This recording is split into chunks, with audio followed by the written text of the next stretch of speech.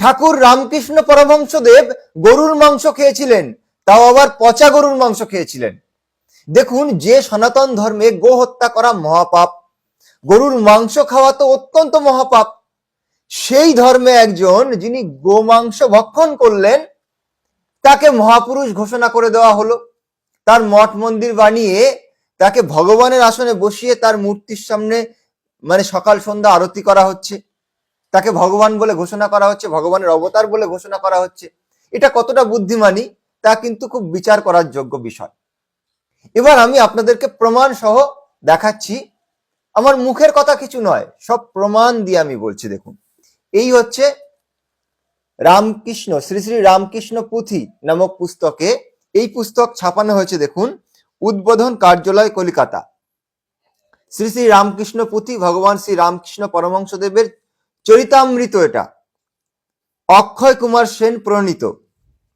আসুন এবার এই পুস্তকে আমি দেখাচ্ছি, দেখুন 121 নম্বর পৃষ্ঠাতে, এখানে দেখুন কবিতার ছন্দে লেখা হয়েছে। দেখুন, অদ্ভুত সাধনা নাহি আসে বুদ্ধি বলে, একদিন প্রভুদেব পঞ্চবট মূলে, গঙ্গায় জোয়ার দেখিছেন বসে বসে, পচা মরা গরু এক ভেসে ভেসে আসে, সন্নিকটে কুলে লাগে তরঙ্গ আঘাতে, আইলো কুকুর এক লাগিল খাইতে, বুঝি না কিভাবে মগ্ন হইলা নারায়ণ, কুকুরের এক সঙ্গে আস্বাদনে মন, আরোপ করিলা নিজে তাহার শরীরে, যতক্ষণ আস্বাদন বাসনা না পুরে।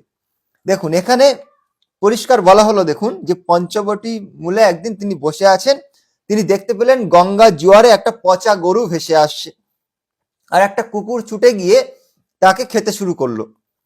তো তখন শ্রী শ্রী রামকৃষ্ণ ঠাকুর তিনি লোভ সামলাতে না পেরে নিজের মানে আত্মাকে মানে নিজে কুকুরের শরীরে গিয়ে প্রবেশ করলেন।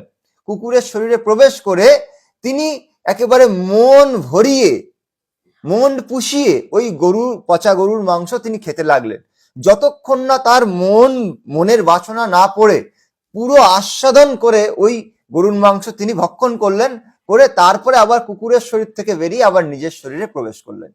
দেখুন, এবার আপনারা বিচার করুন যে এমন ব্যক্তিকে কি মহাপুরুষ বলা যাবে, নাকি আমি ভুল কথা বলছি, আমার চিন্তা চেতনা ঠিক নেই?